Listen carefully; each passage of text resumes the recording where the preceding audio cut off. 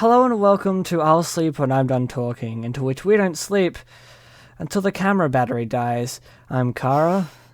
I'm Damon. And today's episode, we are talking about all those damn hobbies. Yeah. So this one's a very special episode. Well, I guess not, because most of our episodes are kind of current. It's special. Yes, but I guess but most of our episodes are kind of current to how we're feeling. I'd argue the one that is actively a very special episode is the gender episode. That's true. Which was also was about stuff that was semi-current to when we were us recording it to when we experienced it, which is similar to here as well. Yeah. But yeah, we tend to pick up a lot of hobbies. We're hobby hoarders. Yeah, we tend to have a hobby of picking up hobbies, and frankly, that's real funny. And we're going to talk about a bunch of them. Again, all those damn hobbies.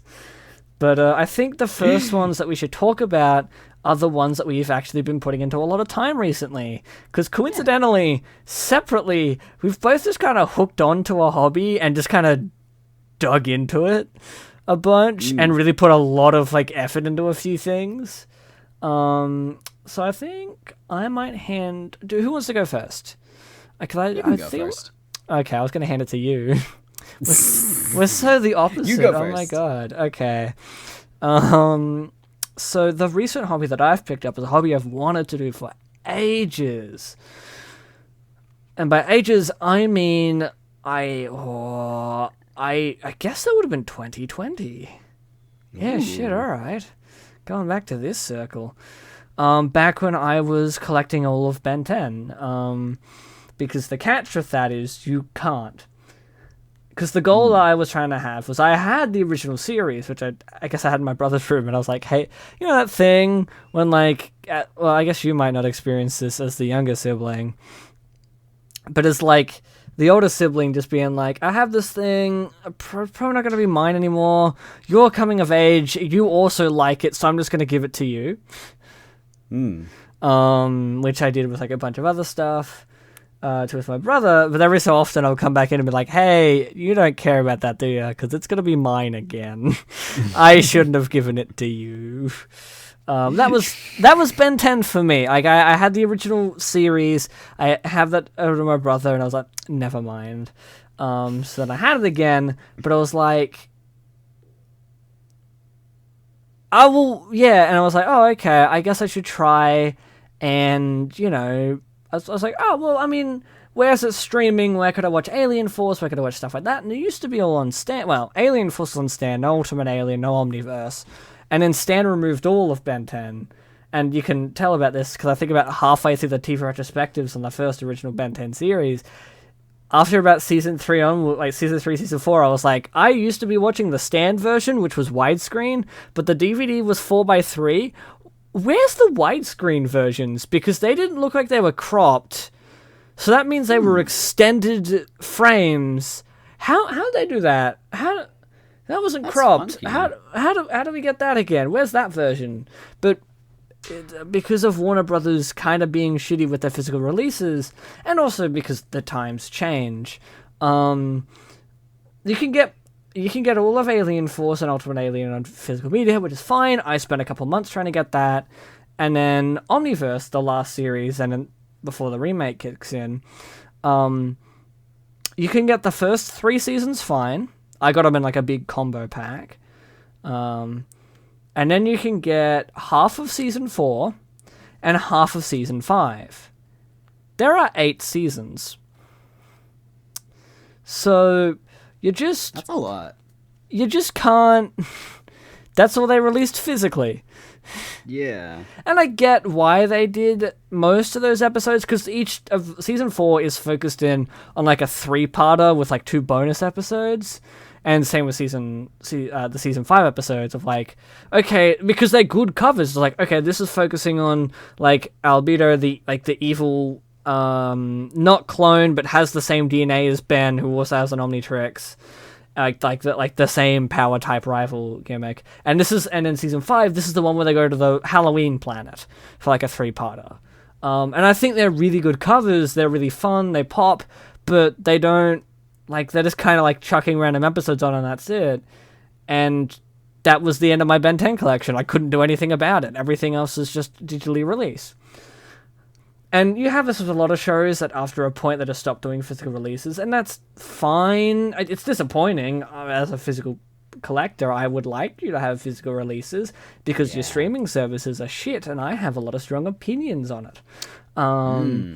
But, you know, like, that's the thing, and I was like, okay, cool. If you won't do it, I'll do it myself. I'll make my own DVDs. And so recently I just had a kick and I was like, fuck it, I guess that's what I'm doing now. And I started saving up because I have to get a disc drive. I started looking into DVD making programs. Now, oh god, there's like, I am hunting a defunct art. Yeah. And so it is very, but like it's like recently defunct, but not recently enough that I could get stuff easier than I can now. Like, it's recently defunct as in maybe 2018, 2019. Yeah. So it's like just far enough away that some of the program, I could get you have to pirate them because they're not offered by the service anymore. Like Vegas Pro, I think is the name of the service. They have a very famously good DVD architect. My cousin helped me research a bit into that one because they went into the Reddit side of stuff, and I'm like, you go team. I'm afraid of that website, so glad you're doing research there. You know, and so that one comes up a lot in those circles. It's like, okay, cool, I'll look into it. And it's been defunct for about since, like, I think the halfway through 2021. And it's like, cool, for me to get that, I'm going to have to pirate that service to use that. The service I'm using at the moment is... I paid for this one. It's a service that's still ongoing. It would come up in a lot of those websites that would be like, hey, here are services that you could use for this type of thing. It was one of the only ones that actively seemed alive and still kind of going. What program is it, actually? Let me just quickly grab the name. It is Wondershare DVD Creator. Yeah. Now, because I don't have anything really bad to say about it. It's a very basic and well-done thing if you want to make home videos, because a lot of these DVD making things are designed for, hey, you want to do a fun thing about because what I want to do is learn how to make menus, because DVD menus are so genuinely fascinating, and some of them are really cool and very unique, and it's like, this is really fun. How do I do this? How do I learn this? And I just can't really find anything. And it's a thing of like, look, I'm bad at research. I can actively admit that I am bad at Google. And if you're sitting there listening at home being like, that can't be possible, it is. And I can have every single one of my friends back that up. And it's very fun hearing them have experiences. I think it was either like, I think my mum was talking to me, or like, it was like my mum or like one of my family members was talking to me being like, yeah, no, like, you're really bad at Google, because you Googled something and got up certain results. I Googled it. I Googled the same thing and got the exact result I needed, which just didn't even come up in your search. And I'm like, yeah, I don't know what to tell you. And it was so funny all throughout high school. And it still happens when I'm meeting new people, of just being like, surely you can't be bad at Google. And then, like, you know, Wet or Eric or Corey would just turn around, or Kyron would turn around and be like, you have no idea. She is actively bad at Google. And people like, and then because of that like series of sources, people are just like, surely not. Impossible. How could you be? How? You just put in something into the search engine. That's what I've been doing. No, it can't be. How? But, you know, like... And so it is very hard to find stuff, but even that, I can still tell that this is a hard thing to look for, because, again, a lot of the services are designed for, hey, you are maybe 30 something in 2006. You're learning about this technology. You want to make cute, fun things with your home videos. You want to make a DVD menu, and or you want to convert files from your SD card into a DVD because that's fun. You can share it around. It's really nice. And so a lot of the programs are designed around that. Which, hey, it's good, and I'm glad that there's at least one service that's still actively active that you could use for that kind of thing. And using that service, I've learned a little bit because I paid for. What's also good about this service is there's 3 options of pay. There's yearly subscription, which is like 40... I think it was like 40 US a year, which worked at about maybe 65. It's like 60, 65, and then they add in like $7 insurance or something for whatever the fuck. So there's like that as well. So it's like that, and then there's, for 55 US, you can just own it outright. And then for about 80 US, you can own it outright for not only just one computer, but for 2 to 5. Oh, wow. Yeah, I'm like, good. I really like this. I appreciate this a lot. The only issue with the service... Adobe. I didn't say anything. But I will. Adobe is really shit, and Adobe fucking sucks, dude. Like, I think, I have a quote about me talking about Adobe. Adobe shoots itself in the foot, but its foot is up your ass. Yeah. Like, it's such an awful service, and I hate that it's industry. I hate that it's industry standard. Like, people make movies off of Adobe, and the worst part is it's not even. Like, if you take away some of the shit things of, like, subscription service, how they handle some of their combo packs, so on and so forth, it's not bad. It's well made, but because but that's how they get you. It's just well made enough that they hook you in, and then they drain all your money. And if you cancel on them, and I don't know if this has changed... I know it didn't change for me. It probably hasn't. You have to pay out the rest of the money for the subscription. Yeah. I had to pay out $170. I could not afford... doubt that's changed. Yeah, no, and I learned about that 4 months before I had to... 4 to 6 months before I had to cancel my own Adobe subscription. I had to cancel it because I was running out of money. So then to have to pay $170... because I had no money, because I was a student, and for the first year, it was $20 a month. Then for the next, rest of time, as a student, it was about $45 a month. That's way too much for a student. Yeah. That's too much, period. Yeah. Honestly. Yeah.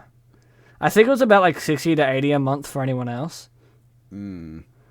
Which is fucked. Going through YouTube has been like, how do you have the money to pay for this? Yeah. And then add on to that, every subscription service you need to have to be semi-current or doing certain things, to be up to date in media and whatnot as well, which are all rising in price, canceling, password sharing, just fucking around with a lot of shit, adding ads in now. Getting rid of their cheaper price, it's just horrendous. It's quite awful. I didn't mean to get quite so negative at this point. No, because we just get fired up by Adobe in general because we've both been fucked over by them. But the thing with it as well is that's kind of the reason why I'm incentivized to do this stuff. Is that if the studios won't do it, and look, I kind of get it, but at the same time, come on, dude, Again, it depends on the thing. It depends on whether or not I get it. I'm like, yeah, if it was a critical flop, or season 1 just didn't sell enough units physically, I get. No, you've at least tried. I get it.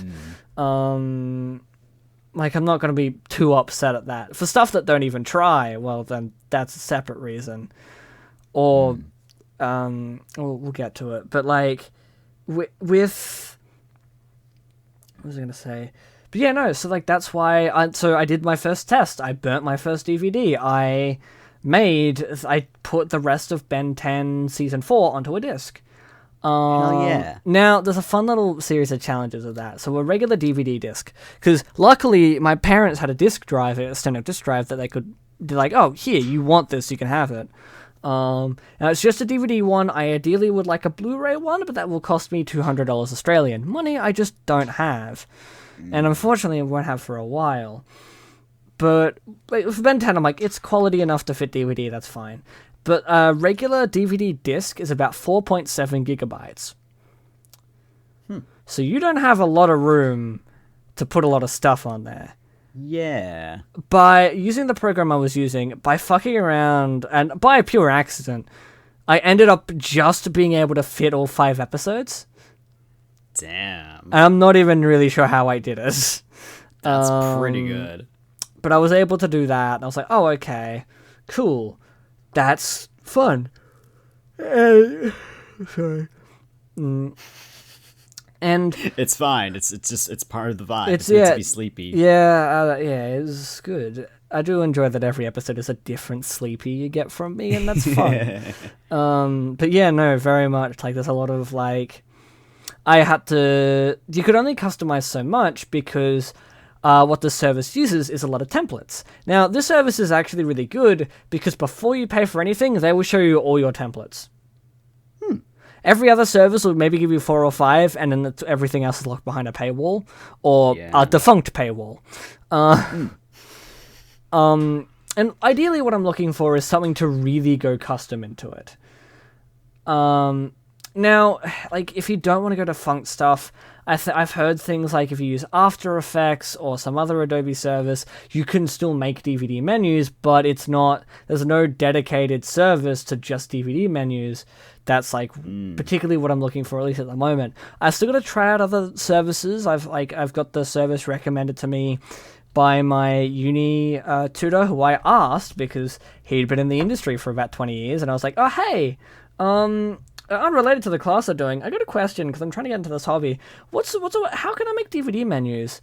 And just the kind of stunned look of, and like just the blinking of someone just being like, fuck, that's defunct. Like being like, I would have never have thought to have ever been asked this question in 1,000 years.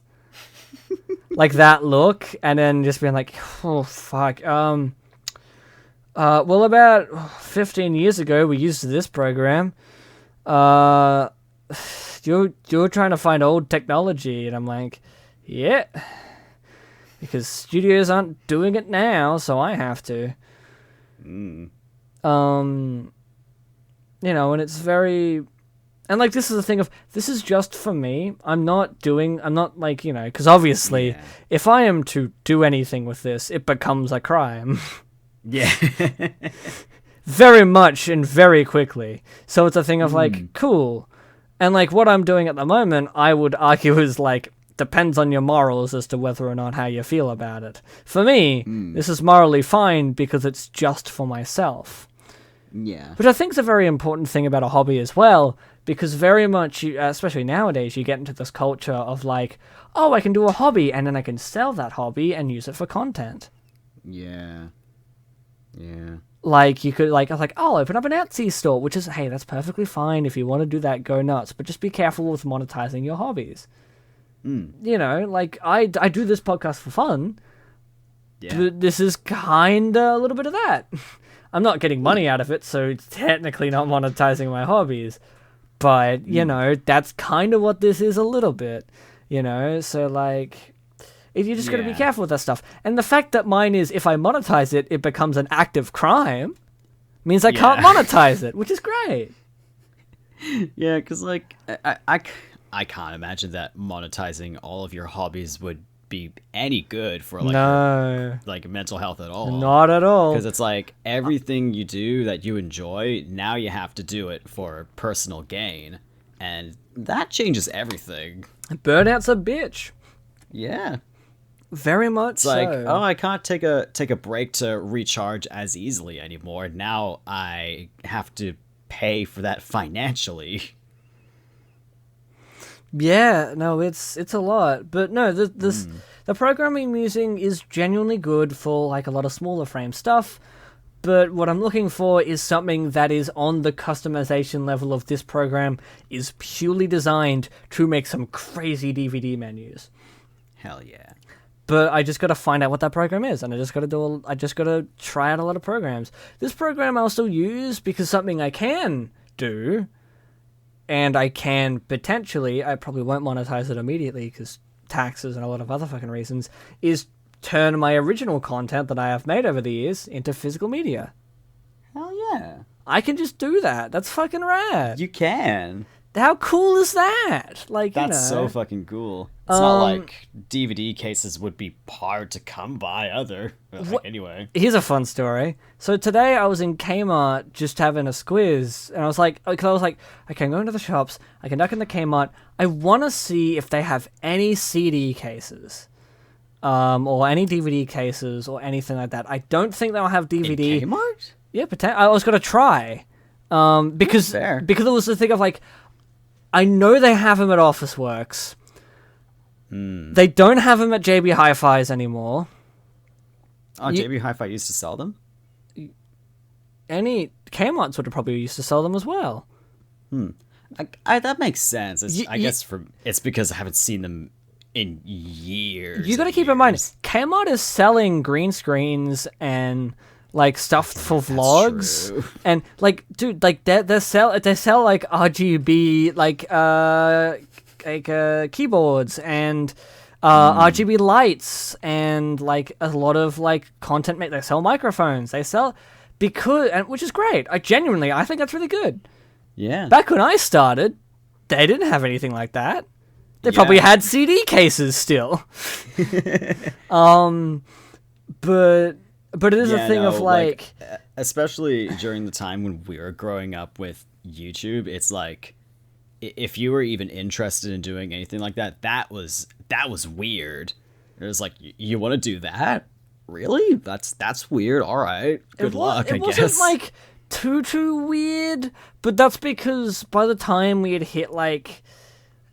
But that's like, I'm saying this with the context of like how the general media saw like, vlogging and stuff as. Oh no! Because nowadays, if there's a content creator like in mainstream media, that's fairly normal. It's like a little bit out of a regular content creator's realm, but it's still fairly normal because it happens a lot. And like back then, it's like if you saw. Like PewDiePie was in like mainstream news, and that was like, that's weird, and the news anchors also find this really weird. Yeah, it's like, I mean, like, because like nowadays you have like Patrick H. Willems, who just by doing a funny little joker here and there ended up to the Mission Impossible premiere.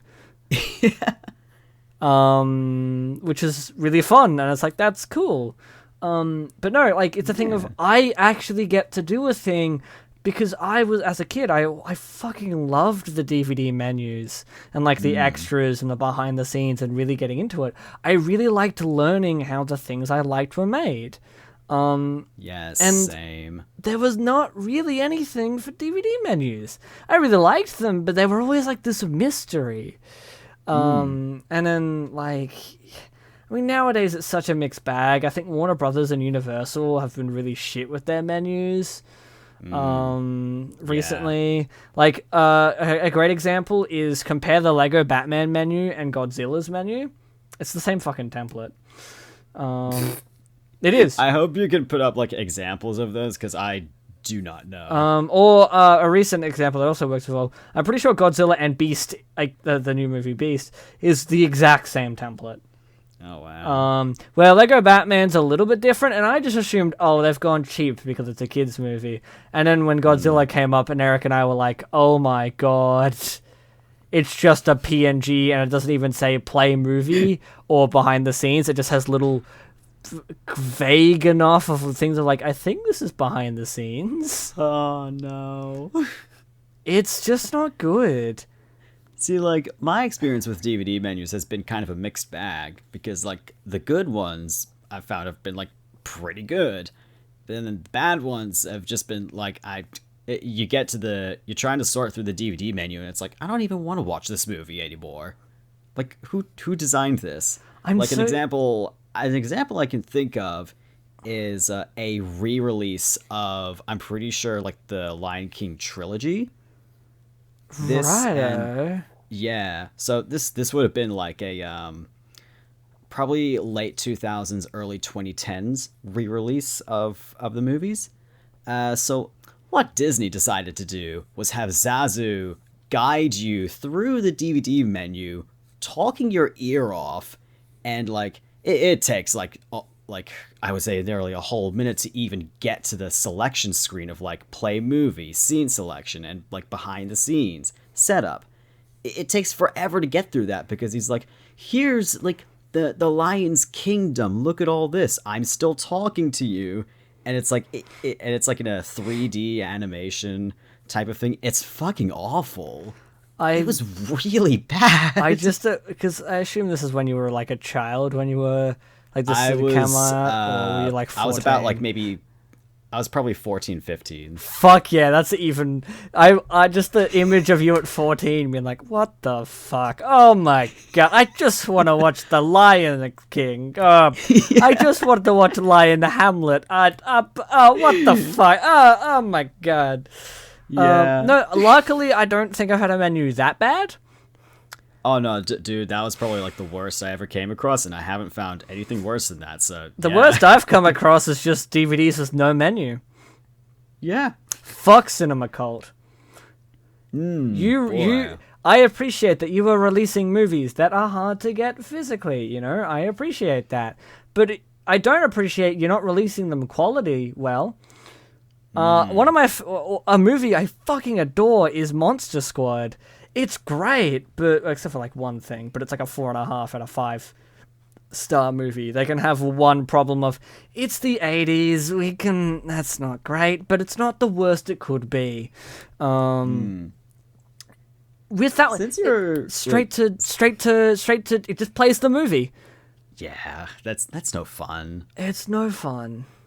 Since you're like getting into actually making your own DVD menus, may I request, as like just, whoop, there goes my Sonic plushie. Oh no.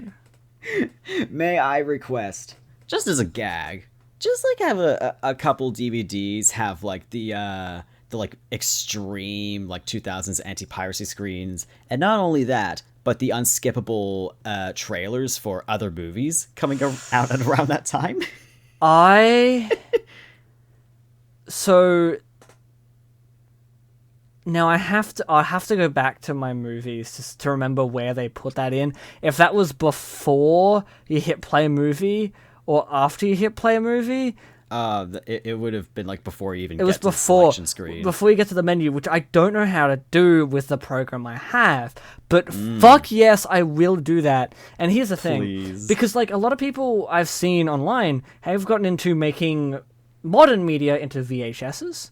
That's kind of really what got me going into this, was like some guy being like, yeah, I made Over the Garden Wall into a VHS, and like Fuck yeah. and what they did was before the show played, they put a bunch of like classic trailers of movies for like being like out now on VHS, like classic Disney. Like actually, no, this particular Yes. example was not Disney ones because it was a Warner Brothers property, and he wanted to use non-Disney examples, which is great. Oh, yeah. But then also combine that with trailers for modern movies. So like you'd get a trailer for like the Iron Giant, and then get a trailer for Steven Universe the movie. Oh, fuck yeah. And it was really cool. That's so cool. It was so fucking rad. And that kind of got me thinking a lot, being like, I really got to get into this. I really want to make my own stuff. But no, it's really interesting, and I want to learn more about how to make this stuff. But it's on a lot of yeah. technology that isn't really around anymore.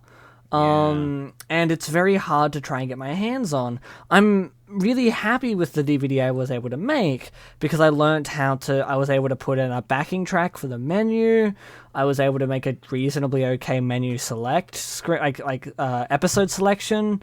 They turned out reasonably quality, and it is crazy to put the disc into like the TV, to the main thing, and hear the thing you made on the little surround sound we have downstairs in the lounge room, and being like, I put this on disc. That's crazy. You made it. And it's real fun.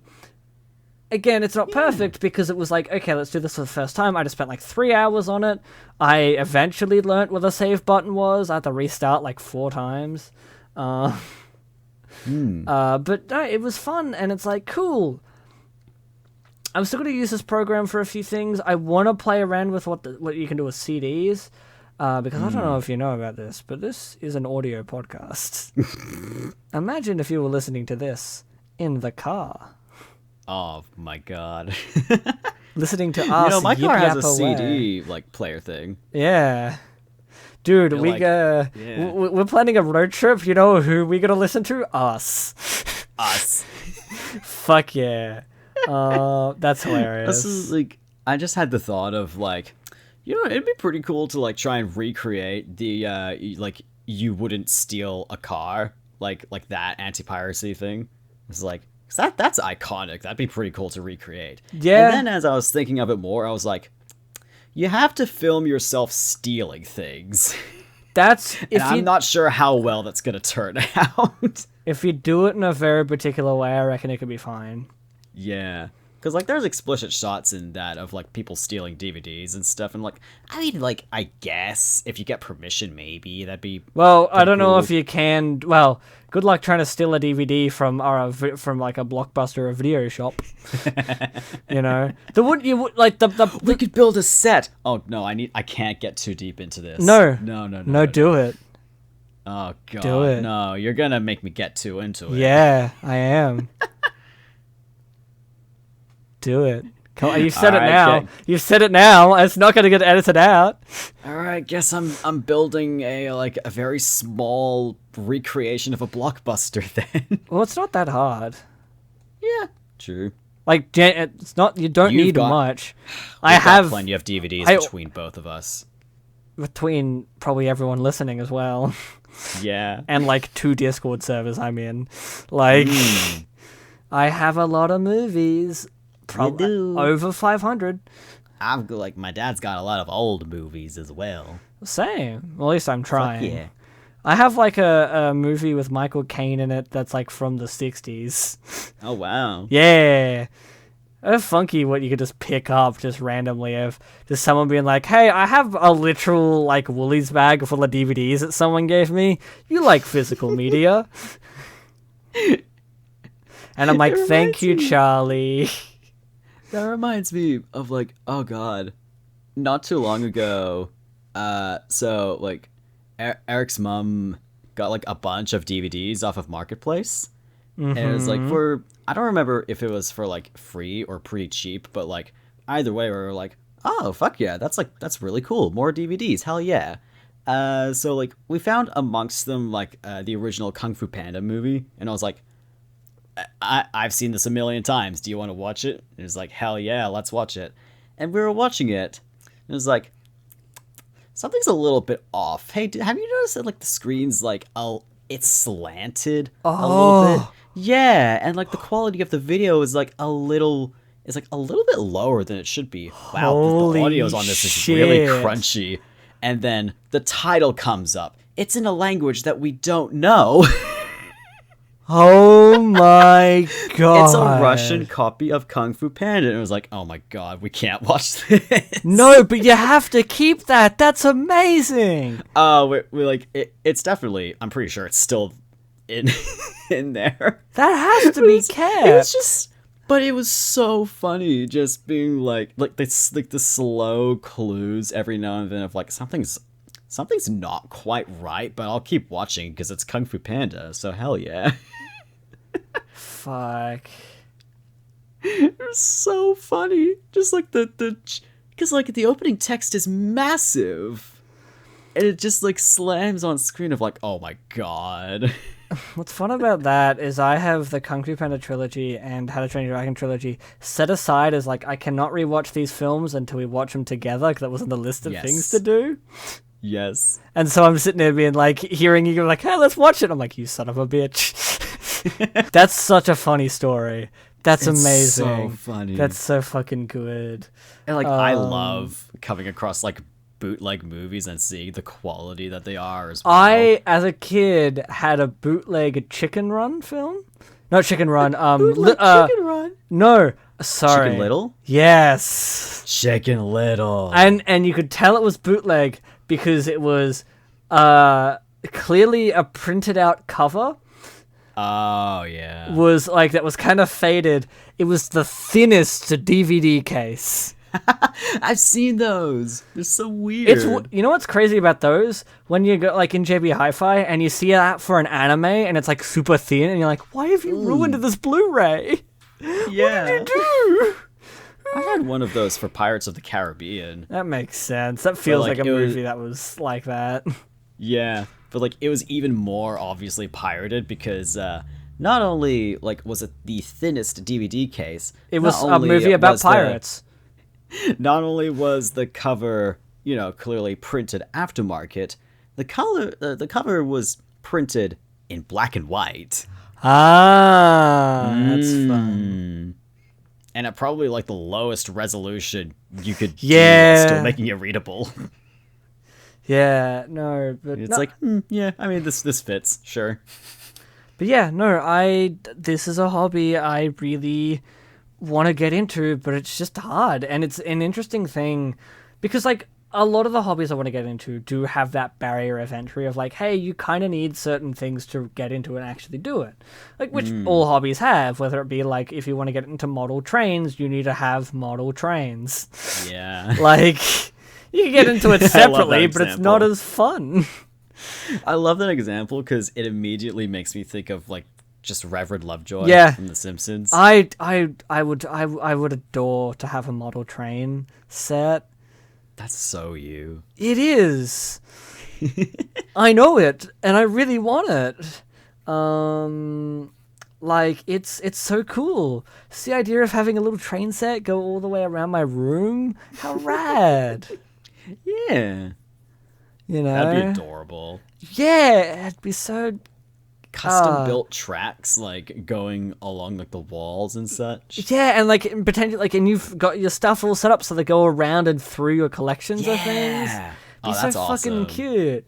But yeah, like hobbies always require that. This one is just a bit more of a bitch to get because the program I would need to do the hobby is harder to find. And again, eventually I'll do it. I'm still going to play around with the program I have at the moment because it is. I would recommend it if you want something very basic. That is still on the market. I would genuinely recommend it. It's just not quite what I'm looking for, but I'll still try and use it for a few things. Yeah. And especially because you have to do a lot of things. You can't have a fun menu in that one. It has to be an image. You do. Now, here's the thing. You do have, on every front menu, you do have a video playing. You like one of the things you put in there, that can be playing on the menu screen. And you can pick what is playing on the menu screen. And you can pick a particular timestamp, and like it only can run for like I think maybe 30 seconds or so, but it's really well done. It's very good. Fuck yeah. And like again, it's not perfect, but for home videos and stuff like that, it's amazing and it's really good. Hell yeah. And yeah, it's just a hard one to get into, but it's fun. It's really good. Now they're at the 43-minute mark. This is going to be a longer episode than I was originally expecting, but whatever. Hold your horses, everyone. This is Ed and Cara here. Before we move on to demo stuff, which will be very good and very exciting, I just wanted to stop and do a little addendum thing to my stuff. Talking about like burning discs and stuff, because I feel like there was a point I never really brought up, which I feel like I should have. That just basically being the weird ethics about all this. Because on the one hand, definitely like go and like buy the product first, and then if you want to do anything, rip it for yourself and do whatever. But where I'm usually doing my stuff is if I can find a physical DVD, I will try and get that instead. A good example is Clone High. The DVD is complicated to get. Like it's gonna cost me a bit of money. Last time I saw it, it was roughly about like $100. But I'd spend the money before you do something like this because there is a way to buy it. That's kind of the idea of what you want to do. Now that is obviously second-hand buying, which is a bit different to supporting the creators up front because obviously the creators have already been supported by that point. Ben 10 being a great example of what I was originally intending on saying here was just something like, and I will go and buy the last set of seasons that I am missing. I will buy them so I have purchased the product and the money is going to the right place. That's usually how I've kind of been arguing this argument for years. But given the writer's strike and the actor's strike at the moment, it is kind of complicated to be like, is my money going in the right place? Is my money going where it's supposed to be going? Ooh.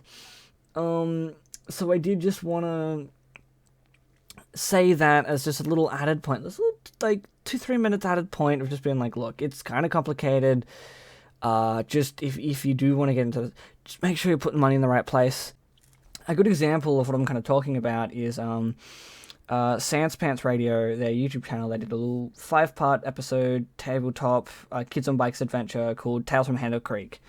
And I was going to rip that onto DVD. I was going to rip the files off YouTube, be like, yeah, all good. But then I saw on their website that they had the whole thing in HD, plus like a little extra stuff, for cheap, like for money I could pay them and be like, hey, look, here's my money. I will get the files. Thank you very much. And it's just a real good thing of like, no, if you can, please support the original creators.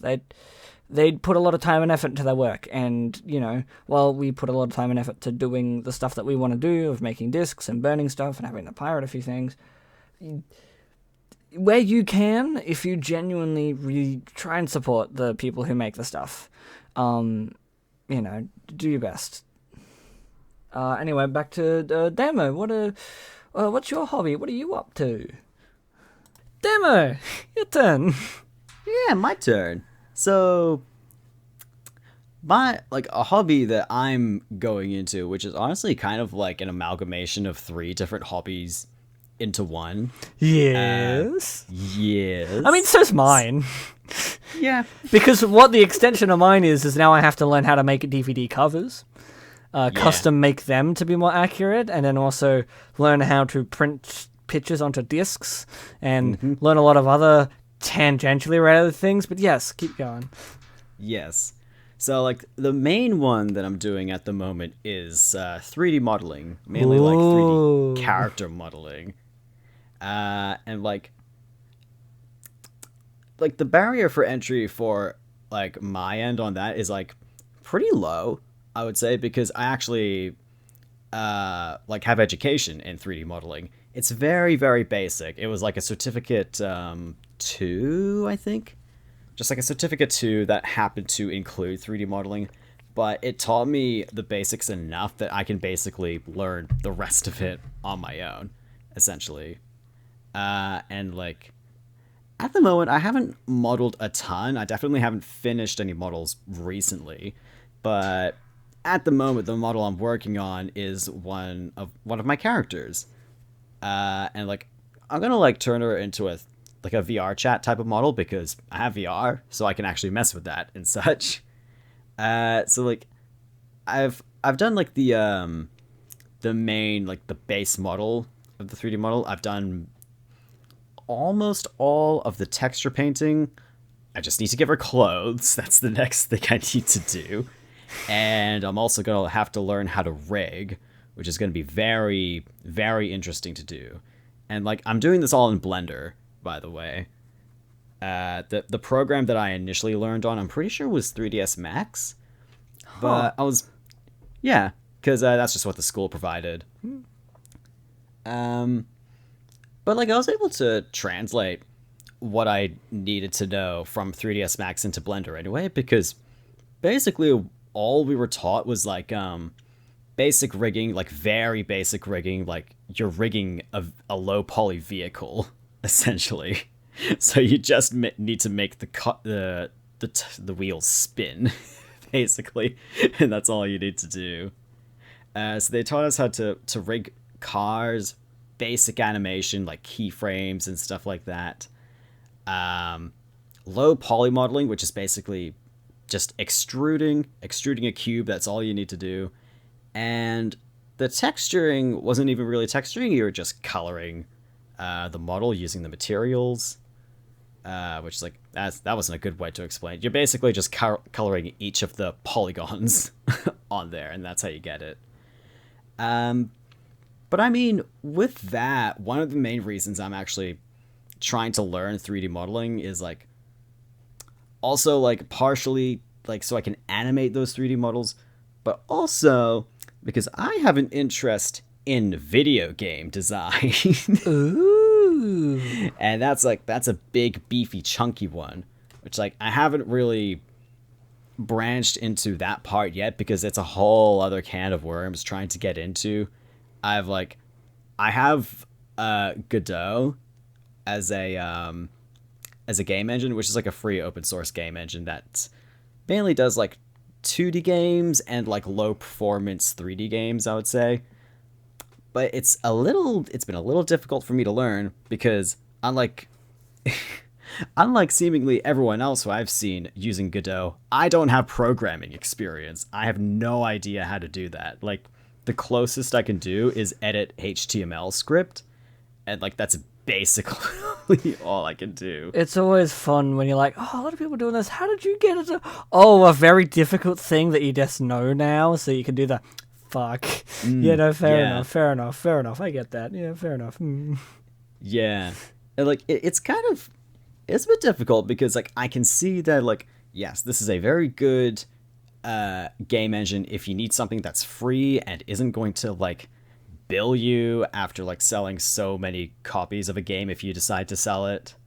So it's like everything you make is totally free, it's totally yours. Like I can see it's a good engine, but the tutorials could be better, I must say. And like it was something that I've even seen pointed out by people who make tutorials on this engine on YouTube. They're like, yeah, no, like for entry level programmers who have had no experience doing this before, like the tutorials could be a lot better because because the way that one of the ways that the engine works is that you can choose different programming languages that you want to use. So you could use like C#, C++, or you could use the inbuilt programming language called GDScript, which is what basically everyone recommends because it's similar to Python, which is a different programming language, which is meant to be good for beginners. But like everyone recommends GDScript, but there's not really any definitive tutorial that's free, at least for GDScript. So then if you want to still learn how to use it for free, then people are like, oh, learn Python. It's like, that's a lot of steps you got to understand. And then if you're like that, it's like, then learn one of the C languages. It's like, but that's not intuitive. That is not intuitive for what I want to learn, dude.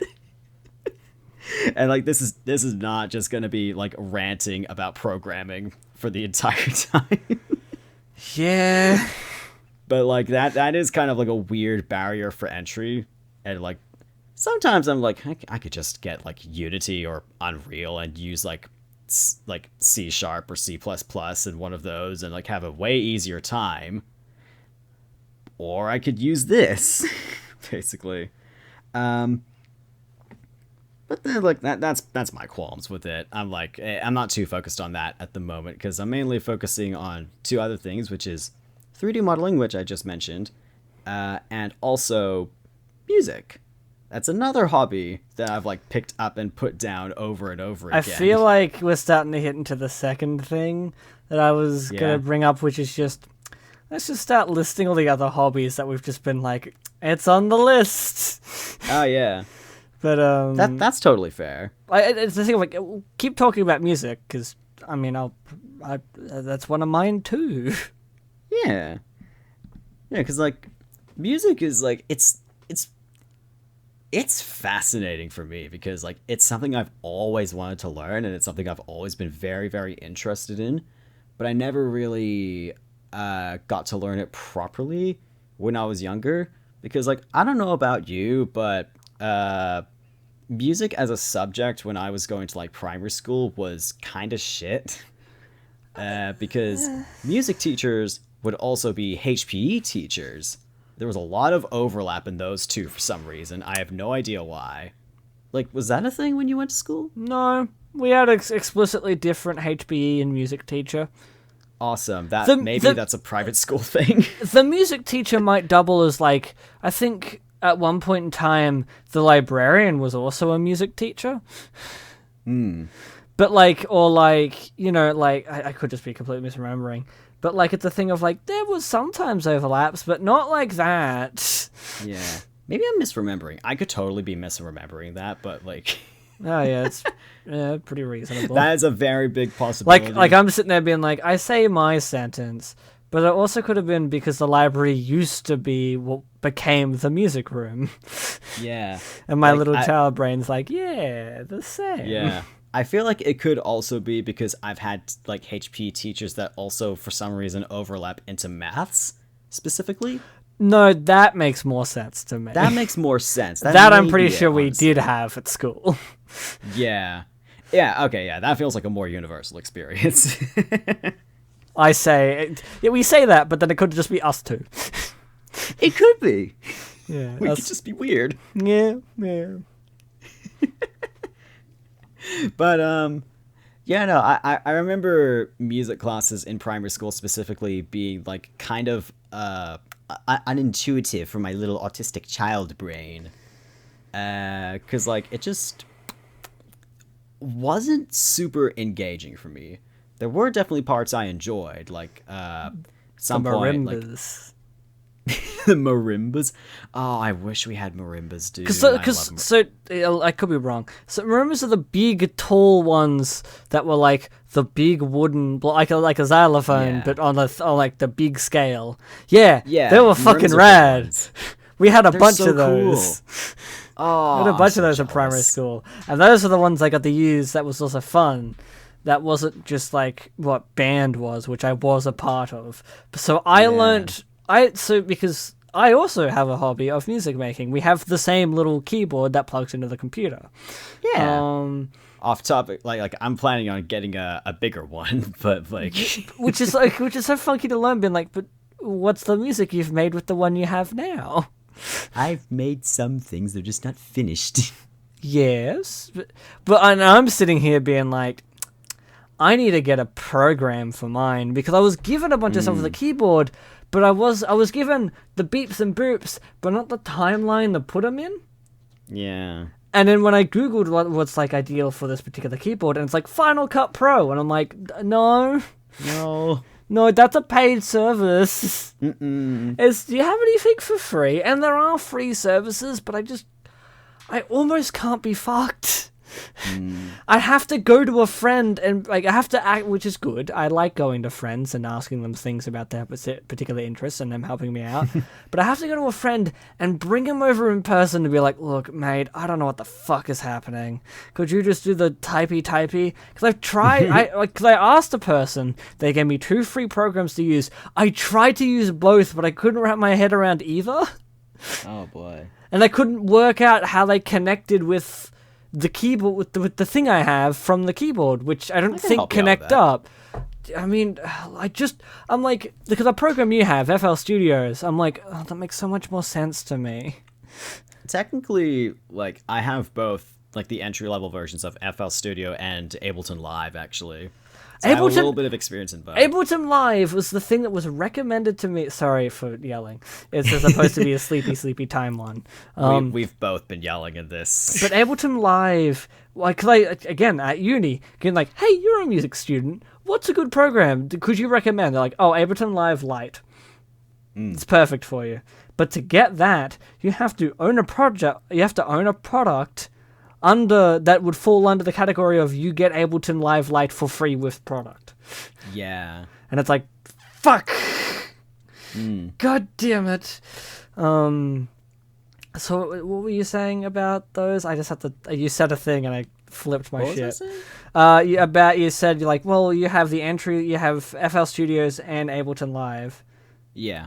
Yeah, I have both because I wanted to try them both out to see if I get a better feel for one of them. And they're both kind of the same for me. It's just like Ableton Live's UI is just a little bit funkier for me.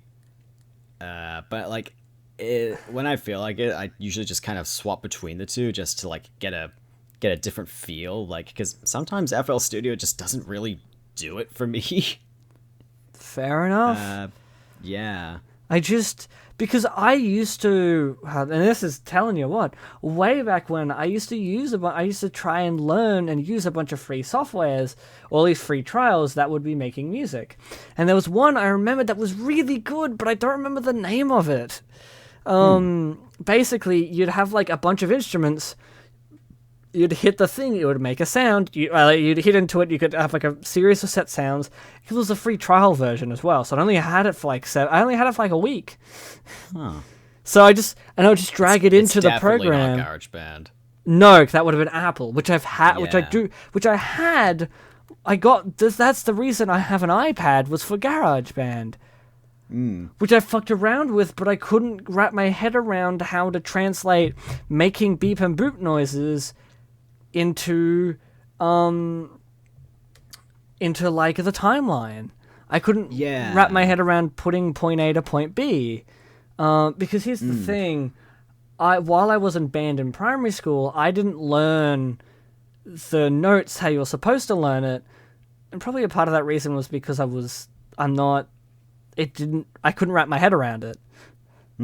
So I learned a different way to wrap my head around it so I could do the performances I needed to for band in primary school.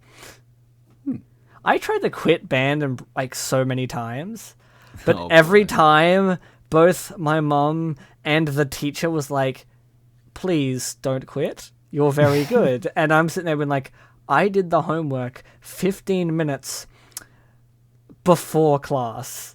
Oh boy. I want to leave. Because while it was fun the first year I did it, when I went into go band, I wanted to learn the saxophone because that was really cool to me. Oh no. Oh. I wanted to learn the saxophone because Lisa Simpson played the saxophone and I liked Lisa Simpson. Yes. I liked the fictional character, so I wanted to learn it. I have a very upfront gag reflex, and I potentially put it a little bit too far in my mouth, but probably a combination of both. I gagged on it, and she's just like, that's not going to work. Let's try a different instrument.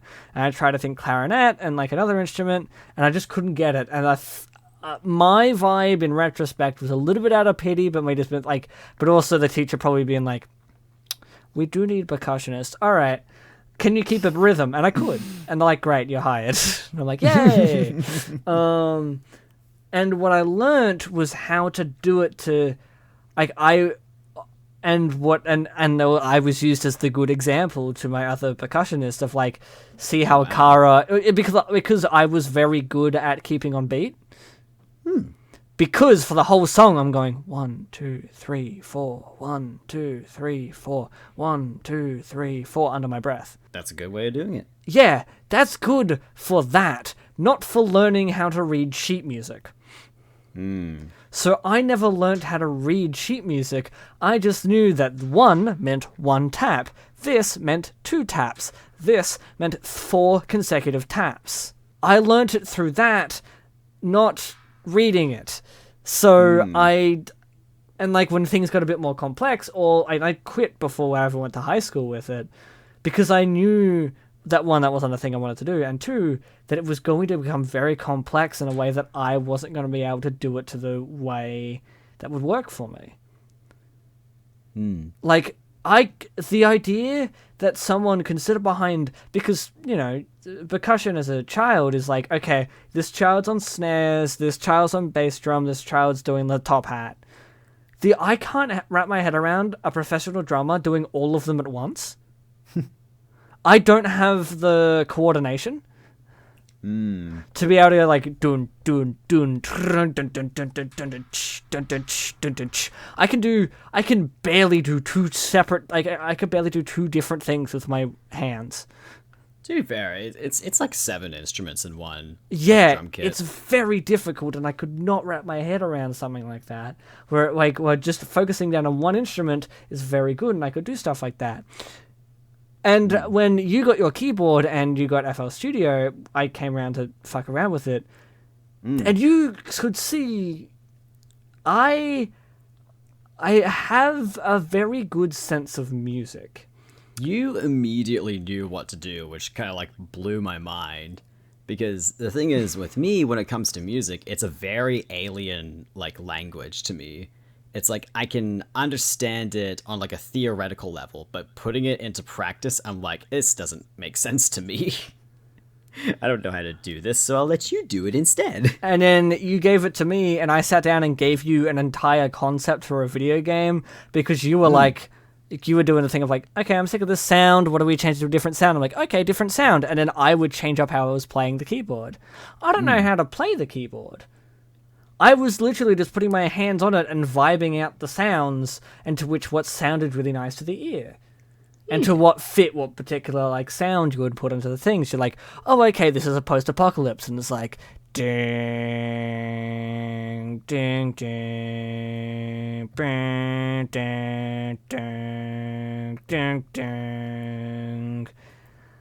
I'm a rugged man hunting for a very particular other rugged man. Bam, bam, bam, bam, dun, dun. Like, I could just kind of fuck around with stuff like that, and I was able to make a story with whatever it was. And that's what I want to be able to translate into, and I reckon I could do really well if I had a really good timeline system. Similar to like how editing like YouTube videos or like films and stuff, like using a Premiere or a DaVinci, of like how that timeline you can just chop and change, move stuff around. I want to just be able to make a sound, like record that or like put that in or record it for like very particular like 3 sets of sounds, put that in, repeat that, go and move that stuff around, move this stuff, like move it around like a film timeline, and then do that. That's what I really want to do, but I don't know what software I can do that with. I assume I can do that with FL Studio, but I'm not 100% on that. Yes, I can? you can. Yeah. Yeah. And I'm pretty sure Ableton Live, you can do that pretty easily as well. Yeah, like that means that all I got to do is save up $250 to buy one of those programs. If I'm lucky. I think last time I checked, it was like $280 for whatchamacallit, for FL Studio, for the pack that you got. Because I'm pretty sure you got it on sale for like $230. I think I did, yeah. You did, and I haven't seen that sale since. Because I thought it was like, oh, like a end of financial year or something like that. I have not seen that sale I think it was since. like an anniversary sale. Fuck. But yeah, like, and that's so much money, and also, like, there's a lot of other stuff that requires my money a bit more. Like me being like, again, I'm very broke at the moment. I don't have a lot of money. A bit of that's my fault, but whatever. But, like, it's a thing of it's very hard to get... Because, like, I know I have... Like, as soon as I get my hands on the right program, I'm going to make the music I've wanted to make. Yes. I'll be able to do it quick smart. And, like, some stuff will genuinely take time. There's, like, stuff I have ideas for, for singles or EPs. And I'm like, those will take time to adjust. And because I can't just write lyrics and then do the beat, I'm pretty sure I have to do the beat and then write the lyrics to the beat. I'm very... I feel very neurodivergent doing music. Honestly, same. Like, it feels very like, this isn't the way you're supposed to be doing it, but this is the way I can kind of... I feel a little bit cheating when I can just kind of vibe out what I want. Especially... Just that's something that you're already familiar with and you're already skilled in. Which, yeah, how? How did I don't know, but like, again, I think you're right, but I'm like, yeah, I really got to get into this. Music is the thing I really want to, but I just got to get the right program, I guess.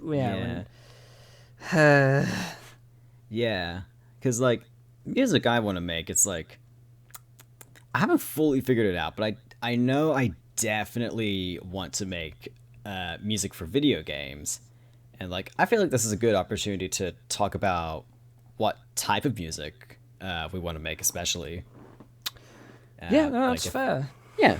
Yeah, so, like, I guess, like, my main... I've got a few inspirations for music, like, video game-wise. Like, video games specifically. So, like, Sonic Mania soundtrack, of course. Like, T-Lopes' whole... musical style just stands out a lot to me. It's like there's that one. And then there's like a few other ones, like I would say mainly in the Spore series, because that's just, it's got a whole different vibe to it. Spore creatures especially really stands out to me. And it's probably because I want to make a Spore spin-off type of game, of course. But I mean, like those are the main ones. Mainly just kind of like retro-ish, very funky, weird sounding music, I guess. No, I mean, I get it. Like, my music I'd also categorize under, like, weird music. Because, like, I have an idea, which I don't want to discuss too much because I do genuinely want to make it, and I'm so close to being able to make it.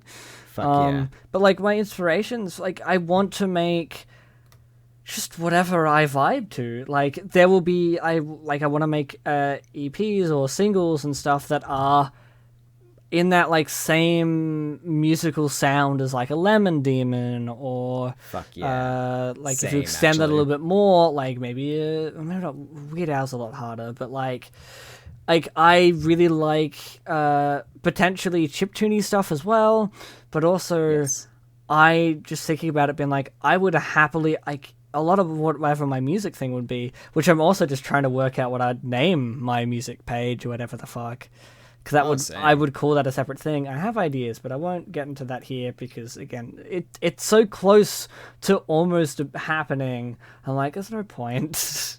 No point in it right now. But like, I have ideas for some genres I want to play with in music. Like, as much as I'd love to, I do not have the sound type or the particular stylings to make a musical. Because, like, I love musicals, but I just don't have the particular thing I'd need to make that. And potentially that could be a thing I work on in the future. But, like, Yeah. I can very easily see myself just release an album of what I would describe as, like, background music. Fuck yeah. Maybe, but, like, in the sense of, like, here's a setting that that the song takes place in. Like, shady city in a cyberpunk world. You've ducked right down an alley and you're about to enter a club, but you're not quite there. You've gotten distracted by a particular glowy thing in the corner. Fuck yeah. Like, I don't have anything for that particular thing. That was just like a random example. But like, or like just doing, it's been like, here's a vibe and here's like a little synopsis of a story that I associate with this vibe, whether it be just a wall of text. I remember one time Army was like listening to me just fuck around with the music, and I described a scenario in which I was like, okay, what the sound here is you are walking along a pathway, and this pathway is very ethereal in a very particular way. Like, it's kind of light, but everything's really blue around you because you're underwater, but you don't quite feel like you're underwater, and you're going towards this giant, not quite a building, but it's like potentially made of water, but not quite. It's like maybe made of something not from this plane. And you're kind of walking towards it. You're a bit nervous going into it. There's a lot of ethereal energy around, and you're just a bit unsure about what you could encounter. Potentially not a combat thing, but more just of what the fuck is happening. But not like traditional scary, like a cosmic horror, but more in the way of like, there's just something a bit upsetting about being here and getting close to this. That was the sound I was making. Fuck yeah. That was just me going, ding, that sound, like that soundboard system. Let's play with that one. Oh wow, that sounds like this exact feeling. Like, looking up doesn't quite feel like you're looking up, but looking down feels more like you're looking up, but not really. It's not quite right. It's, Funky. you know, like, that's just a fun sound thing. It'd be cool to make an album of songs like that. Just random things and just, like, fuck around. Like, I just really want to make music, but it's very hard to get it's to really where I want to hard. be. I have the keyboard. I was so close to making the music, but I do You'll not get have there. nearly $300. You'll get there. And the money that I have that is nearly $300, I have to use for, like, other things. You'll You get know, there, don't worry. yeah. That's the type of music I want to make. Just a variety of weird shit. Some with Yeah. lyrics, some with lyrics and a story, some with no lyrics and some weird vibes. Yeah. It's like I guess Yeah. like if I'll circle back to like my game making stuff real quick. Hey, no, go for it. Fuck yeah.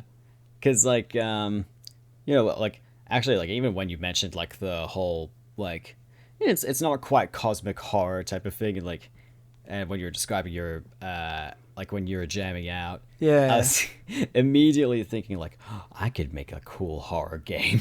But kind Yeah. of like in the sense of like an LSD dream emulator type of horror. Fuck Yeah, yeah. I That would love that freak me shit. out. Yeah, Because I love that shit too, but it's so fucked. yeah. It'd be so funky because I love that type of like. I don't know how you would even describe it. It's not quite I psychological. It's not like No, it's it's very funky. difficult. I might have a video essay. I watched a video essay ages back talking about LSD Dream Simulator and other games in that vein. And I Yes, was like, oh, other games in that vein, other games in that vein. fuck yeah. You'll have to send me after Yeah, this. I'm gonna try and look it up in my history Yeah. now. But yeah, like I guess like without going super too into detail about projects I want to work on, like yeah, there's that. I just mentioned like fuck yeah, I'm gonna make a LSD Dream emulator type of game. But I also mentioned like a Spore spin-off type of game because that's a franchise that's one of the game franchises that I grew up with, so I want to make a love child version of that because there's not going to be any more Spore games coming out, so I may as well make something similar to that myself. But also just because like I just am Sonic Boy. I am holding a Sonic right here in my hands. I want to make a Sonic fan game. Damn it. I mean, we are yeah, we are sitting here with like plush toys, just being like, it's cute, it's nice, we're having a nice time. Yeah. Um, And like that specifically came to me, I guess, in a sense, because a while back I had a dream of like a like as in like a literal dream of just like a random Sonic game, but weirdly enough, like something that I could feasibly make myself. So I was like, huh, this looks like it's kind of in the style of the first adventure game. I could totally make that. That like that's doable and like even after I woke up I made like little notes of it of like visual styles and stuff like that and I'm like yeah you know what, this is something I want to make later down the line. So like yeah that's kind of what I want to get into. I remember a while back when I was first trying to get into game making, I was thinking like, well, I know how to make pixel art, so I could make like a side scroller or an RPG. Uh, Turns out those are not really for me in terms of like making stuff.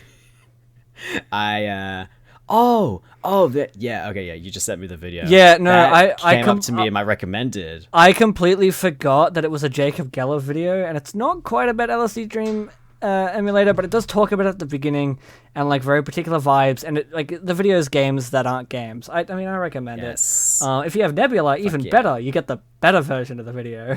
Oh damn. Yeah, because you're allowed to have all the copyrighted music in the background.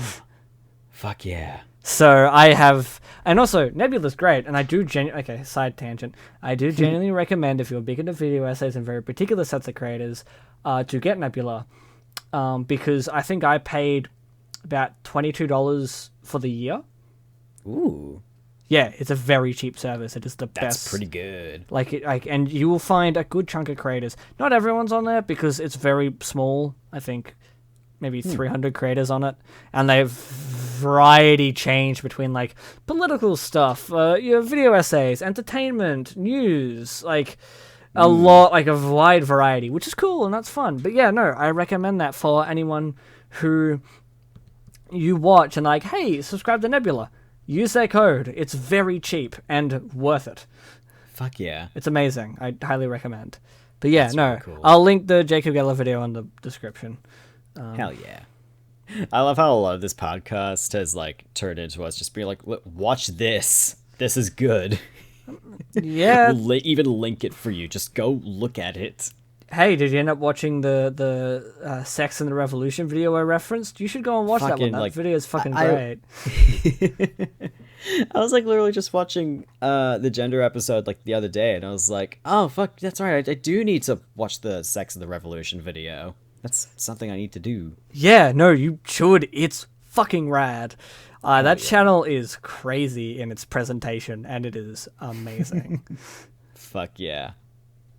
But yeah, no. Is there any other hobbies we want to run down real quick? Do we want to run through the quick like lightning round list of other hobbies that we try to get into? Yes. Okay. We'll say one each, and we'll just like have something real quick about it. Okay. Go. Name a hobby. Okay. What, me first? Yes. Okay. Embroidery. This is a recent development. That happened because I scroll Pinterest. I scroll Pinterest pretty regularly, and every now and then I come across some people showing off some like custom like edited clothing, mainly embroidery, and I'm like, that's really cool. I like embroidered clothing. I want to learn that at some point. Now you go. Drawing. We talked about it before, but I really dislike that. You guys are really cool. You guys do magic. That's fucking rad. I want to do magic too. I want to be able to draw things for you guys as well, because you're able to draw things for me, even though I'm paying for it. You know, I still want to draw stuff for you guys because it's really cool. So yeah, I really want to get into drawing. It's really fun, and also, you know, just kind of handy. It's just real cool. Anyway, you go. Next one. Costume making, like as in like cosplay, fursuits, stuff like that. Mainly cosplay at the moment, because I've always been into cosplay, but I've never been able to like make my own thing. I have made my own thing once. It was a Mysterion from South Park. I made a cosplay of him, but I got the wrong fabric, so it was very tight and it did not stretch at all, and it was kind of awful, but I managed to make it like the day before the Halloween party, and we got a power outage, so I had to use a very old sewing machine, and it was very panicked. So, yeah, cosplay. Now you go. Bookbinding. I really want to get into bookbinding. I think bookbinding is really cool. It's just the DVD hobby again, but for books. All right, cool. It's just the same thing. Now you go. Building things. This probably happened because I put together a lot of IKEA furniture, and I'm like I want to add little like wooden like organizational things for my room, but you can't buy them unless you go to very sketchy sites or to Amazon, which I still consider a sketchy site. It is incredibly. Amazon is just not as sketchy as your AliExpresses and Wish. Yeah. It is like that one step above of you trust that you'll be able to get your money back at least a little bit with Amazon. Yeah. Especially if it's like the non-American Amazon as well. Like Australian Amazon is very sketchy. Yeah. Yeah. But like I want to learn how to make like little mini organizational things for my room that I can't find online unless I go to like Alibaba or something like that, and I don't trust anyone. But I want to learn how to build things. Wham, you go. Interior design. I really like doing interior design. I think it's really fun, and I like designing bedrooms and just rooms and stuff in general. I think it's real neat. I don't really know how I'm going to feel that one. I bought a book on it, and I intend to read it because it seems really cool. But yeah, no, interior design. I really like it. I like designing bedrooms and rooms of lounge rooms, kitchen, like a lot of the stuff in which you can play around with furniture and have really fun sets and designs and so on and so forth. Especially maximalism and just going fucking crazy with putting so much shit in a small room. I fucking love it. You go. Fuck yeah. Interior design also for me, especially on the maximalist front. I like figuring out ways to make rooms look as cluttered as possible while like also making it work, which is basically just what maximalism is about, because like we both just have a lot of things and we're constantly trying to figure out ways to make them work with our space, because our living spaces are a little bit limited. So we I just still kind think of about when you went into my room and you just turned at me and you're like, dude, you need a house. Because I had like a full-on sitting chair in my. I have the master bedroom. It is still so Yeah. cramped. It's very cramped. You have like an entire armchair in your bedroom, and I I'm have an just like, armchair, a you need a bed, house. like a retro corner, a desk. My desk, by the way, which like I gave to you because it was too big for my room. And I'm like, perfect, it fits even more things for me. But yeah, I mean, like even if you watch like the episode where we talked about like organizing our rooms and stuff like that, like I get very much into detail about like, okay, what's the way like I can use up as much space as possible or like fit as many things into this space and still make it work. And I fucking like I'm good at figuring that shit out. The difficult thing is, I live in a rental, so I can't go full insane with mine. Otherwise, I'd be going fucking ham. Oh yeah, but on the other hand, I live in a house that's built like shit. Yeah. So, I don't know if I've told you, but like recently I got like little picture ledges so I could put on my walls. And I Aww. was like, and like I got them from IKEA, and I was like, okay, I'll like wait till I can get my dad to help me out so we could like figure out where's the best place that can hold these shelves up. And like finally came around when he just had time to do it, and he went around and it was like, that's an electrical wire. That's another electrical wire. That's more electrical currents. Okay, let's go down this way instead. More electrical currents. Let's go to the other side of this wall, actually. This wall is full of electrical currents. And I was like, I guess no shelves for me then. Oh. Oh no. Yeah. And I was like, I was kind of annoyed at it, but at the end I was like, fucking whatever.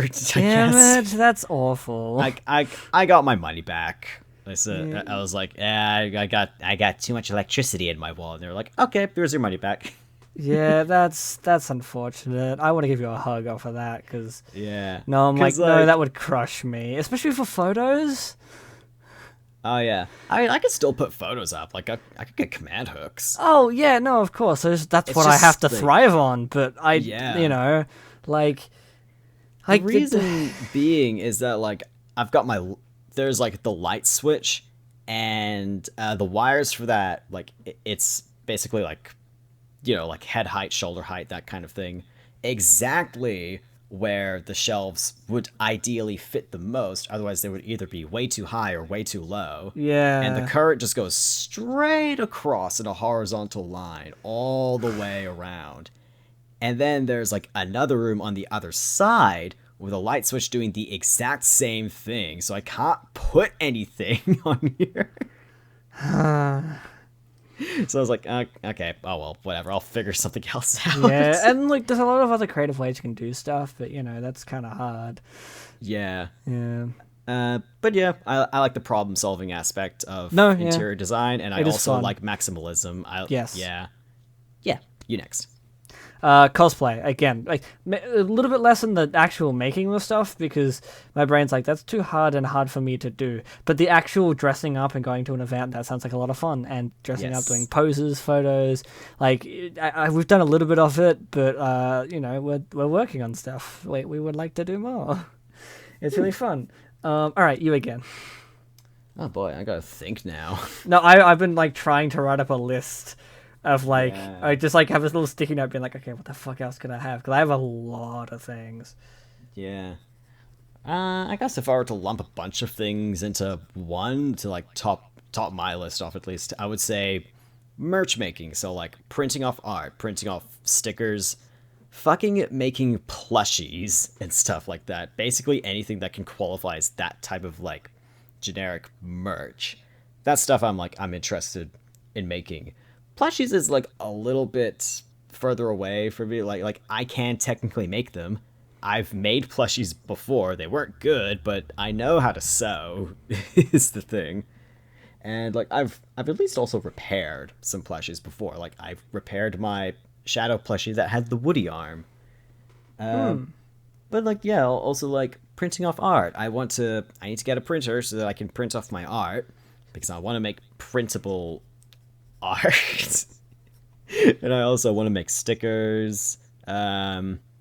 I would try to make my own acrylic charms, but that's like a way more difficult process. So it's like, just send them to the manufacturer instead. And also just like, something I haven't really delved into yet, but I really want to, is like t-shirt designs. Because I love finding cool t-shirt designs. And like, yeah, that's the last one for me. You got anything else? I have like 7 things left. Okay, well, just lightning round you then, and maybe Okay. I'll remember something. Okay, my next one is also merch making, but less the actual crafting of it, but just being like, "Hello, manufacturer. Here is picture that I commissioned from Damo. Could you make it into a physical thing? Thank you." Because I don't have much of an interest in I think it's really cool and fucking great, but it's a thing of like, I won't be able to, it's too much for my brain to be able to do. I gotta have to do a few other basic things before I even fucking start that one. T-shirt design is fucking rad. And it's a thing of like, you said that and immediately I'm like, I mean, we do have a podcast. And we could just, like, I know we've joked before about doing stuff like, oh, like merch that's actively related. We could just do cool fucking designs and be like, yeah, it's kind of related. It's got the 2 characters in it. Oh, yeah. Like what Eye Patchwolf does, who is actively telling a story through merch. Like, they're like, yeah, I haven't actually seen their merch before. No, it's like very recent of like this year. Oh, okay. Yeah, like, I think it's like beginning of this year or like end of last year they started doing merch. That's pretty recent. But yeah, no, their merch is explicitly like, with each phase you're getting more and more of a story about these 2 characters. Nice. And like, there's not like an overarching like, oh my god, what a tragic, like from my understanding and from what it looks like, I'm like, this is just cool things following these characters go places. That's neat. And I don't know the lore in it. I don't own any merch of that particular thing. But no, it's real cool. And there's a lot of fun stuff you do with merch. And I think I want to actively really encourage things. Like, you know, of you to be like, yes, please do that, because that's fucking rad. But yeah, no, I also have a passion for merch making. I have already dabbled in it a bit.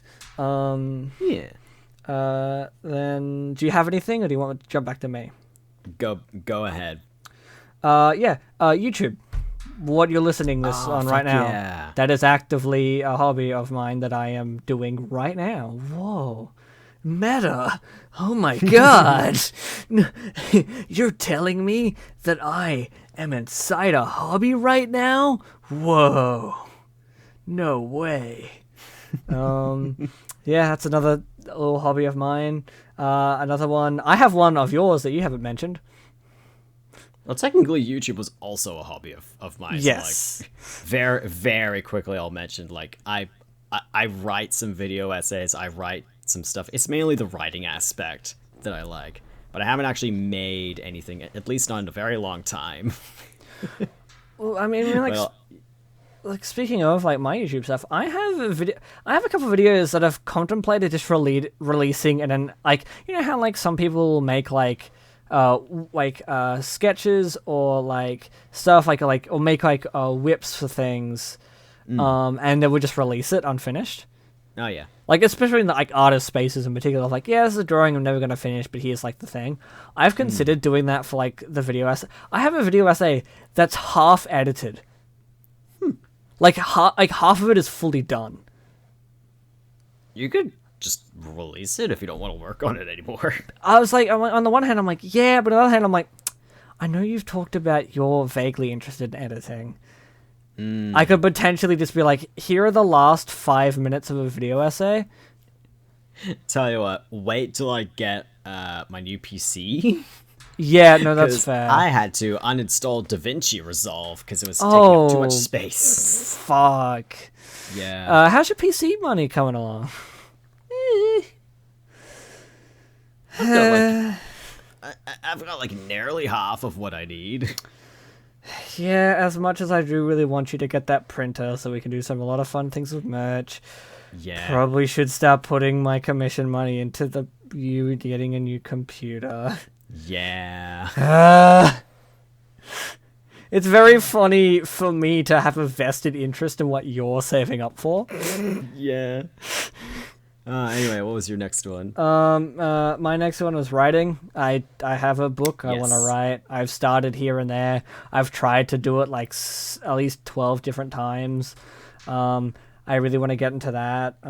Fuck yeah. I would jump in, but like I want to save it for when we eventually do a comic books episode. Oh, fuck yeah. I'm not going to explain what my book's about because I'm like, no, I just got to... I will release that someday. Yeah. Still gotta finish it. Yeah, like, there's the thing of, like, I just gotta... Like, I've written 2 chapters for uni assessments, and I'm like, if I adjust these, edit these, I could do pretty well, but I gotta... It's a bit of a struggle, but I think I can get it done eventually. It just gotta take time, and I just gotta be less busy. Mm. Do you have anything, or do you want to... Nope. You do have something. You have tattoos. Fucking, that's true. Yeah. Stop remembering my hobbies better than me. No, because every time you're like, I have a new thing I want to do, I'm like, add that to the fucking list. I mean, hey, you and me both. I'll be like, Yeah. I have a new thing I want to do, and you're like, well. So yeah, you want to talk about tattoos, or you don't have much to say? Yeah, I mean, like, I've dabbled in designing tattoos. Like, the one and only tattoo I have, at least at the moment, is one that I designed. And when I sent it to the tattoo artist and emailed it to her, to just be like, could you do this? Like, you could fix it up a bit. Like, you could add some extra stuff to it, but, like, just as long as the base idea is kept. And then when she said, like, yep, just, like, come in at this time. And when I went into the tattoo parlor, I asked her, like, yeah, was there, like, anything you want to change to it? And she was like, nope, it's good. It's really good. We'll just do it as is. And I was like, oh, okay. Okay, So, cool. I didn't know that. Did you? So you drew the thing that's on your arm? Yeah. Crazy. Because I guess because I just assumed it was based off a particular there's a particular like comic artist who does a lot of those comics about sharks. Oh, fuck yeah. And it feels like a joke exactly out of their work. Oh, God. Like my favorite panel of their stuff is like hey, it's like, hey, do you smell that? What is it? Like, it's like, hey, do you smell that blood? I think you're having a stroke. No, that's toast. Or like vice versa of like, so what, are you smelling blood? No, I'm smelling toast. I think you're having a stroke. Like, it's something like that. It's very Fuck funny. yeah. But yeah, it's like, I think it's like sharks. What's it called? Sharks. It's something to do with sharks. I'm sure you could find it. But no, I just assumed you'd just gotten one of those panels and it's been like, here you go, because it's like the exact same fucking style. I had no idea you drew that. That's fucking rad. I drew it. I mean, like, I basically just traced a photograph of a hammerhead shark and, like, added some things. But other than that, it's like, yeah, no, I made this. I designed it myself. I didn't tattoo myself, but, like, I designed it. And, like, I designed a few other tattoos, but, like, I have a very hard time with, like, finishing a tattoo design and having it be something where I'm like, yeah, I want this on my body. Because I have a lot of ideas, but anytime I draw down the ideas, I'm like, nah, it's not good enough. I get that. That's fair enough.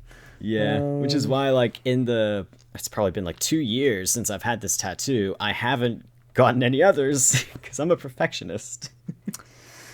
And you've got some really good ideas too. That's the thing. I'm like, no, if you knock it down, your like 3 devils tattoo, I think is amazing and really fun. Oh yeah, that idea. It's like the like Flanders devil, Futurama devil, and Simpsons like regular like early seasons devil. Oh, I thought it was gonna be. I thought it was Flanders Devil from The Simpsons, Futurama Devil, and then the Devil from South Park. Oh, from South Park. Yeah, I don't remember which one the original idea was. It really could have been either. If anyone else wants to do that tattoo idea, fucking go ahead. Yeah, no, like I thought that was really cool. You it's a cool idea, and I love different versions of the devil. especially the Futurama one. Like, oh my god, Oh, my he's so number one good. interpretation of the devil. Yes. I like how many. Oh, we're. I'm just crossing stuff off the list, being like, which ones have I mentioned? Do you want me to go again to mention something else? Yeah, go ahead. Editing. I like editing. I think editing's a lot of fun. Fuck yeah. If it's I either love it or hate it. It's so 50-50. Fair. One of the things I really enjoyed making on the old YouTube channel was best of the year compilations. I loved that. That was so much fun. And it's hard to do that now. Because well, I mean, for a long time I just didn't make enough content that I was like, yeah, this is worth it. But then also Best having of the to decade. No, but I could though, because I have content from 2018 and 2019 up on the channel. Yeah. But I don't want to be. I can't go back to all that shit. And some of the good stuff. You know, I'll keep that in mind. There's some good in there. Go back and listen to like a What Would You Do? And be like, wow, you guys are 16, huh? Do the Jurassic Park one. I remember that one being fun. Yeah. But yeah, no, the I just really enjoy editing. I think editing can be real good. Do you have any It other can ones? be. Or I'm like, sorry, what were you gonna say? oh, you go first. Oh yeah. Yeah, I was just gonna say that like editing, like I'm just kind of like meh about it. I have the skills to do it. I know how to do it like fairly well, but it's like never really been something I've either liked or disliked, which is very strange for me in terms of my hobbies, because I usually either love something or hate something. Yeah. Whereas editing is just kind of like, I know how to do it, but like I'll kind of only really do it if I have to. No, look, fair enough. Do you want me to go next again? Yeah, go ahead. Scrapbooking. Or making, Yes. like, I really want to make... We have a quotes channel and a server that I really want to turn into, like, a proper physical book. But I Yeah. got to learn how to do that. That's what my brain is equivalating to scrapbooking. I know that as a whole separate craft of, like, scrapbooking physical stuff. I think that's real cool. I potentially wouldn't mind trying to give that a go, but it's a lot. But, actually, that's a good place to put stickers. That is the only place I'm like, no, that is worth stickers. I'm very difficult with stickers because I like to keep things forever, so... You can get, like, sticker books where, like, you're able to take them, like, off and on of pages, like, whenever you want, basically, but it's a nice way to store them. Fair enough. Like, yeah, that's cool. That's a handy thing to know. Yeah. But yeah, like that's a thing I want to get into is learning how to make a scrapbook type thing, in particular of the quotes channel, but then expanding from that, just making a fun little scrapbook sounds nice. Hell yeah. I basically treat my sketchbook as a scrapbook because, like, I like being all eclectic and, again, maximalist. So I try to fill up as much space as I can by just finding things that I've collected over the years and be like, that fits there. Boom. Stick it in. No, fair enough. What's next for me? Streaming. That's kind of a hobby at the moment. I need to do it more. We need to do more. Hey, you know that series that was supposed to be? It's been over a year since we've last streamed it. Stares off into the distance. Yeah, but no, streaming's fun. I gotta do it more. It's how I've been able to play games. It reminds me that games are a thing I should be playing and enjoying and having a good time with. Yes. The next thing I have is making mini sets. Like, just making miniatures. Yes. I adore... And this follows into that train stuff of, like, I would love to get into making little vignettes of, like... an empty car park at 3 a.m. outside of a video store. Or like that, like think of like just doing fun little scenes, making little buildings, making little furniture in the little buildings. I fucking adore that shit. I think that shit's amazing and I really want to get into it. But I need space for that, which I just will never have. So it's going to be a hobby that will take forever for me to be able to get myself into because I will need space. You'll get it. Yeah. It'll happen. I have about one more thing on the list at the moment. Go ahead. Tabletop RPGs. Ooh. I want to get into doing some stuff with that. Fuck yeah. Which here's a fun fact. Here's some. I was about to say lost media. I found it recently. I did a recording for a first episode for a Dungeons and Dragons podcast. The recording turned out terribly because the audio, like the actual what we were doing was fine. It was just the audio was so fucked. So like whatever. Like unlike that video in which I'm like I could release an unfinished video essay. This one actively I couldn't release it because you would be able to hear one person clearly and everything else doesn't sound right. Like.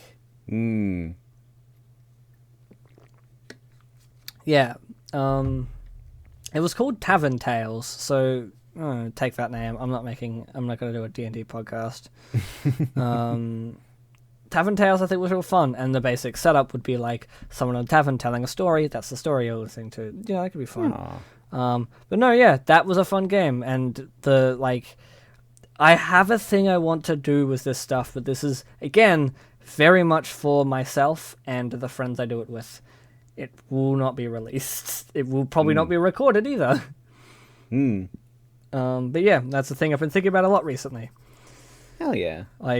Yeah. I think that's 1, 2, 3, 4, 5, 6, 7, 8, 9, 10, 11, 12, 13.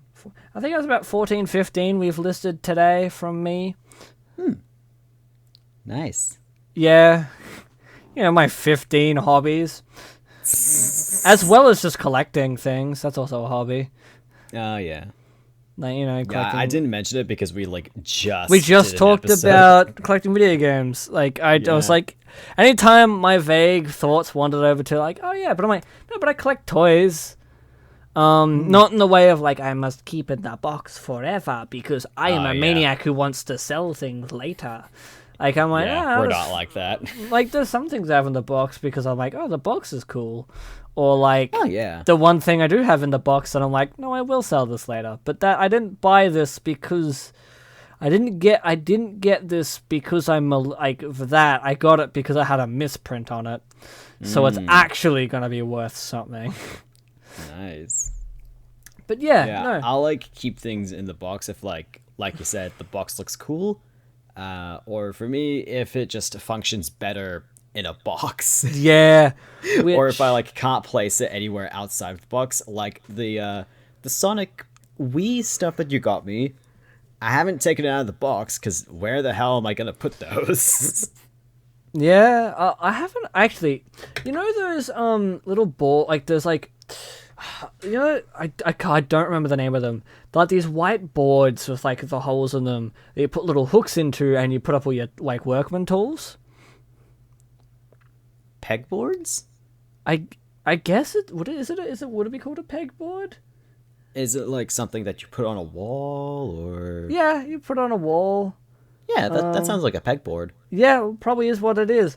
I used it for Nerf guns when I was younger. Fuck yeah. We weren't able to put it up on a wall, so we just had to lean it up against a wall because we were in rentals, so I never had the opportunity to actually hang it up on a wall. But you could do that and hang up all your stuff. That's a very good point, actually. I have a lot of wall real estate right now. Although I don't know how much you could do that given your electricity wall. Yeah. But you could potentially use. I guess it depends on how heavy the things are. Because a Nerf gun, putting that on a command hook. Ooh. Yeah. But hey, for just the people of the audience at home, pegboards are great. You could use it for a lot of things. You could store really good. You could store all the Wii stuff I got you. The fucking thing is be yes, perfect. Anyone walks in and goes, you're different kind of weird. And that's isn't that what we're all achieving? They'll come into my room and they'll be like, You like Sonic, don't you? And I'm like, what? How could you tell? No. Wearing like the Aaron Hansen Sonic type, that outfit, the Sonic outfit that Aaron wore, and that's a very popular picture of him. Yeah. I'm imagining you in that picture with like that, like you with that like similar outfit, but it's been like, what? How could you tell? The thing is, like, in my room, you wouldn't be able to immediately tell that I like Sonic until you come over to my desk, because it's where I've got all of my plushies. Like, I literally just have to turn to my right, and there's like 10 different plushies here. I wish I had like a unique specific thing I could just dive into and not just have a lot of little side things. To be fair, this franchise is 30 fucking years old, and it's still going. Yeah, but the one thing I kind of had going for me of a very specific collection got too hard to collect because people were overcharging it dramatically. Oh, yeah. And then it just became impossible to get. And then my cat peed on half of them. So, yeah. And I was like, well... And after I had actually completed one part of the collection and peed on a good half of that. Which I was able to get a bit of it back, but not all of it. And I was like, well... I'm glad my dog hasn't peed on any of my collectible stuff. Yeah. He still pees on my stuff, but it's just been the same, like, corner of my bed every time, and I'm like, I mean, there are worse places you could be peeing on right now, I guess. My computer. Yeah. My pillow. The television. Me. But yeah, I think...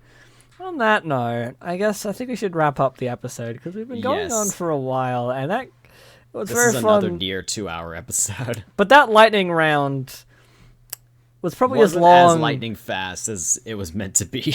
Yeah, but also we had a lot of hobbies. Oh yeah, we have so many, and that's why we're doing this episode for all those damn hobbies. Yeah. And I think on that note, I've been Cara. I've been Damon. And thank you for listening. Now, good night. Go to sleep. Enjoy your slumber. Good night. Have good EP buys. Good EPs. Good night. Oh, just enjoy your rest. You know what you should do? You should make sleeping your hobby. I think that'd be really nice. I think you should take up sleeping as a hobby. I highly recommend it. It actually makes you feel really good. Keeps you mostly refreshed. Not always, sometimes you wake up a bit groggy, but that's kind of the heart of the cards. Like, it's good. Yeah, good night. Good night.